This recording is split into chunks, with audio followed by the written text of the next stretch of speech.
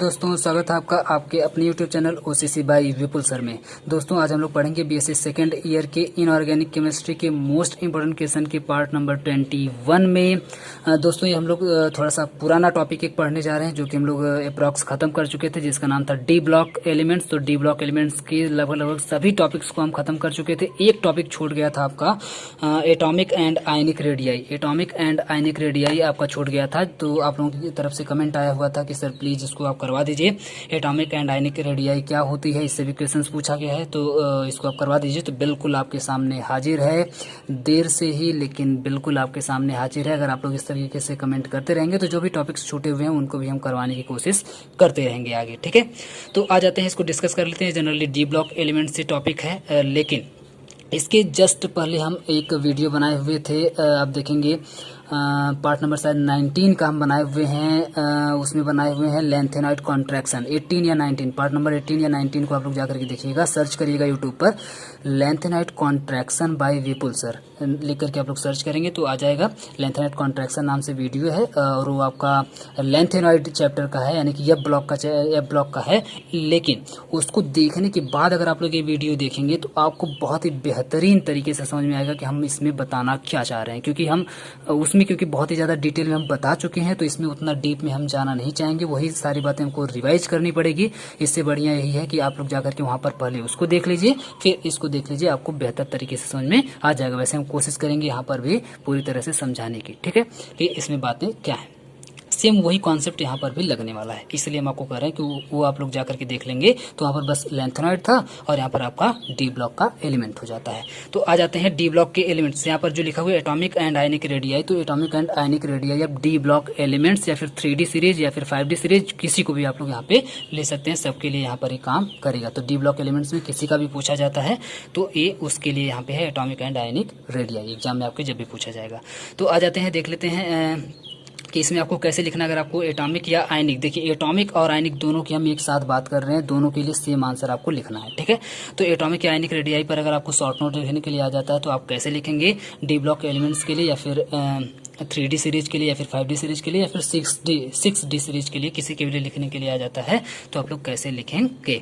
तो आपको लिखना क्या है, इन द 3D सीरीज। देखिए हम 3D सीरीज के लिए जनरली ले रहे हैं, यही कॉन्सेप्ट आपका 4D में भी लगेगा, यही कॉन्सेप्ट आपका 5D में भी लगेगा, ठीक है।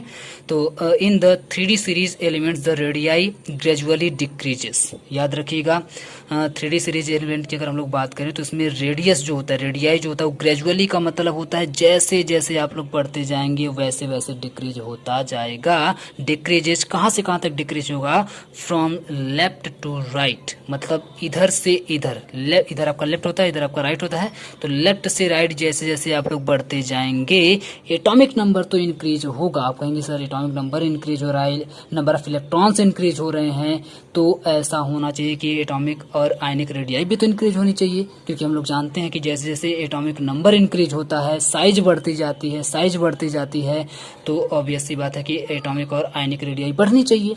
लेकिन यहाँ पर ऐसा नहीं होता। यहाँ पर क्यों ऐसा नहीं होता उसको अभी हम आगे एक्सप्लेन करेंगे।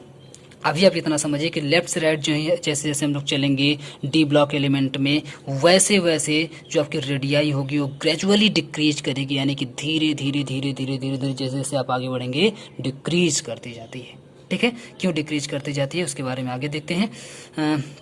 It is due to the fact that number of cells remains constant on charge and यहाँ पे and होना चाहिए and charge increases।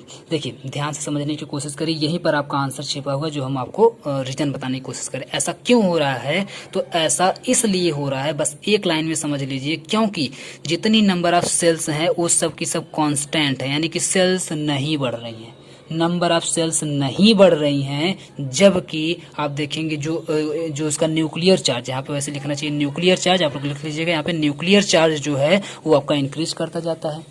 तो एक बार फिर से समझने की कोशिश करिए कि नंबर ऑफ सेल्स वहाँ पर तो बिल्कुल कांस्टेंट हैं, जबकि आप देखेंगे उसमें जो न्यूक्लियर चार्ज है, यानी कि प्रोटॉनों की जो संख्या है, जो नंबर ऑफ प्रोटॉन्स हैं न्यूक्लियस के अंदर, वो इंक्रीज करते जाते हैं, जिसकी वजह से the atomic radii of the first transition series element is given below, जिसकी वजह से आयनिक और एटॉमिक रेडियाई आपकी डिक्रीज कर जाती है। इस कॉन्सेप्ट को समझने के लिए आप लोग थोड़ा सा इलेक्ट्रॉनिक कॉन्फ़िगरेशन को देख लीजिए, अपने आप आपको समझ में आ जाएगा। उसमें क्या बोला जा रहा है, ऐसा इसलिए हो रहा है, आप देख पा रहे हैं कि यहाँ पे देखिए 21, 22, 23, 24, 25, 26, 27, 28, 29, 30, यानी कि एटॉमिक नंबर बढ़ता जा रहा है। एटॉमिक नंबर बढ़ता जा रहा है मतलब नंबर ऑफ इलेक्ट्रॉन्स बढ़ते जा रहे हैं। नंबर ऑफ इलेक्ट्रॉन्स बढ़ते जा रहे हैं मतलब नंबर ऑफ प्रोटॉन्स भी बढ़ते जा रहे हैं, क्योंकि आप जानते हैं number of protons equal to number of electrons होता है, यानी कि जितने प्रोटॉन होंगे उतने इलेक्ट्रॉन होते हैं। तो यहाँ पर आप देख पा रहे हैं प्रोटॉन तो बढ़ता जा रहा है, इलेक्ट्रॉन भी बढ़ता जा रहा है, लेकिन दिक्कत ये हो रही है कि जो नंबर ऑफ सेल्स हैं वो बिल्कुल कांस्टेंट है। यहाँ पे आप देख पा रहे हैं 1s2, 2s2, 2p6, 3s2, 3p6, 4s2, 3d1 है, लेकिन अभी हम लोग सिर्फ नाम लेते हैं 1s, 2s, 2p, 3s, 3p, 4s और 3d तक है।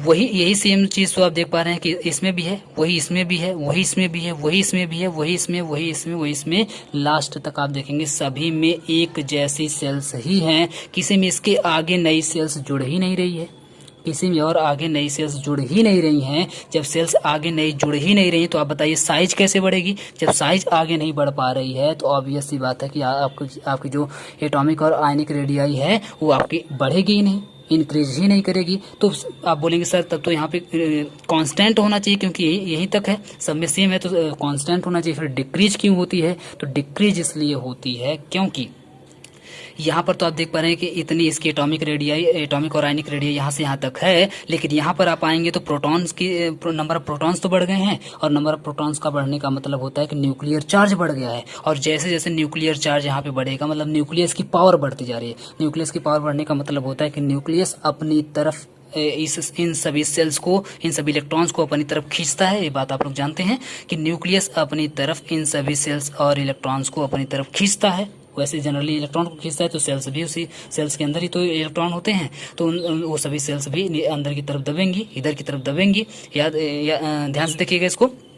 तो जैसे जैसे न्यूक्लियर चार्ज आप नीचे आएंगे तो बढ़ता जाएगा, यानी कि इस न्यूक्लियस की खींचने की शक्ति आप बोल सकते हैं, या फिर अट्रैक्ट करने की जो पावर है वो बढ़ती जाती है इलेक्ट्रॉन्स को। और आप देख पा रहे हैं कि डिस्टेंस उतनी ही है, डिस्टेंस उतनी ही डिस्टेंस से अट्रैक्ट करना है। तो आप समझ सकते हैं कि जैसे जैसे नीचे आएंगे डिस्टेंस उतनी ही है खींचने, अट्रैक्ट करने के लिए, जबकि यहाँ पर पावर बढ़ती जा रही है। तो ऑब्वियस सी बात है जैसे जैसे हम नीचे जाएंगे इसकी पावर बढ़ रही है तो इसको थोड़ा और अंदर की तरफ कॉन्ट्रैक्ट कर लेगा।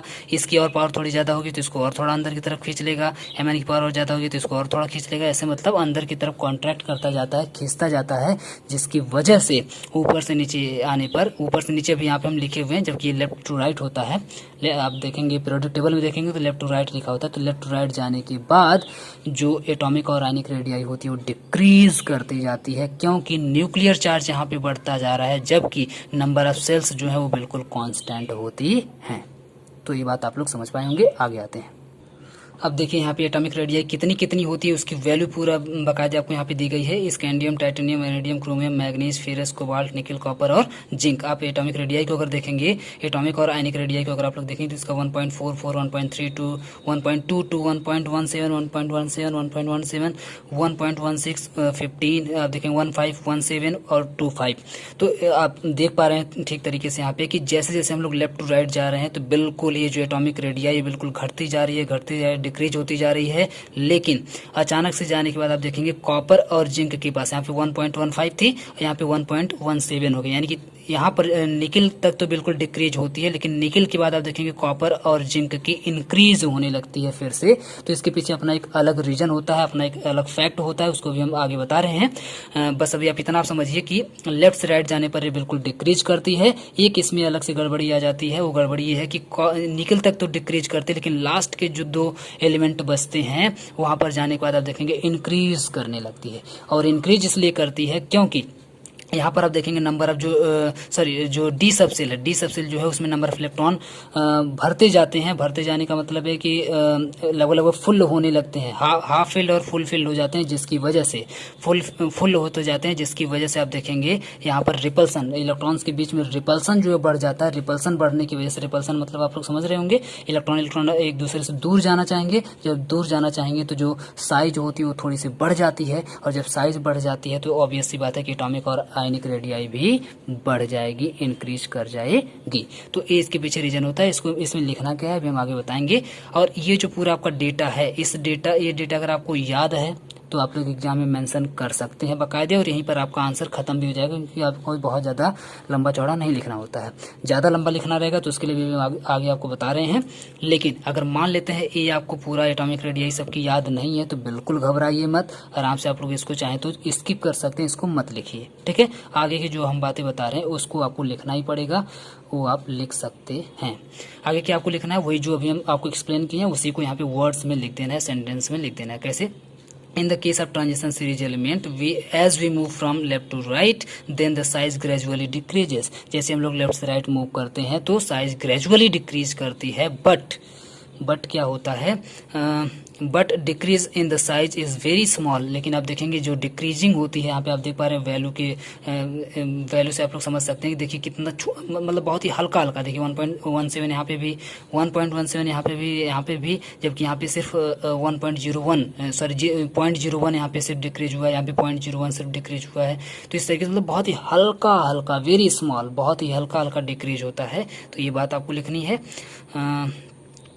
It is due to the fact that outermost electron enter into the penultimate edge screen between the nucleus and outermost electron। ध्यान समझने की कोशिश करिएगा, इसमें इसलिए लिखा गया है कि डिक्रीज क्यों करती है, तो इसके पीछे वही रीजन जो अभी हम आपको बताए हैं कि इलेक्ट्रॉन्स तो इधर बढ़ते जाते हैं, नंबर ऑफ सेल्स बिल्कुल कांस्टेंट होती हैं, उसमें इलेक्ट्रॉन बढ़ते जाते हैं, और इलेक्ट्रॉन जब बढ़ते जाते हैं तो वहाँ पर वो स्क्रीन का काम करते हैं या फिर शील्डिंग का काम करते हैं, शील्ड या स्क्रीन का काम करते हैं, जिसकी वजह से शील्ड या स्क्रीन का काम करते हैं, जिसकी वजह से आप देख पाएंगे कि न्यूक्लियस जो होगा वो तेजी से अपनी तरफ खींचेगा, और जब तेजी से अपनी तरफ खींचेगा तो जो साइज होगी वो हल्का हल्का डिक्रीज होगी, अचानक से ज़्यादा डिक्रीज नहीं हो जाएगी, क्योंकि यहाँ पे स्क्रीन की तरह से काम कर रहे हैं तो न्यूक्लियस की पावर को थोड़ा सा डिक्रीज कर देते हैं, जिसकी वजह से हल्का हल्का डिक्रीज होती है, और हल्का हल्का देखेंगे आप साइज जो होती है वो कम होती जाती है, जिसकी वजह से हल्का हल्का एटॉमिक रेडियाई भी डिक्रीज होती जाती है, जिसको आप लोग वेरी स्मॉल बोलेंगे। क्लियर है? लास्ट इसमें आप लोग लिख देंगे last sentence, it means it decrease the attraction power of the nucleus at the outermost electron. वही बात अब जो हम आपको बोले हैं कि जो स्क्रीन होती है, इलेक्ट्रॉनों की जो स्क्रीन होती है वो न्यूक्लियस की पावर को भी डिक्रीज कर देती है, न्यूक्लियस की पावर ऑफ अट्रैक्शन को डिक्रीज कर देती है। और एक लास्ट पॉइंट आप लोग लिखेंगे जो अभी कॉपर और जिंक के लिए है, उसमें although size decreases from scandium to nickel, scandium से निकल तक आप देखते हैं कि साइज डिक्रीज होती जाती है, but increase in the copper and zinc, आप देखें कॉपर और जिंक में इंक्रीज हो जाती है।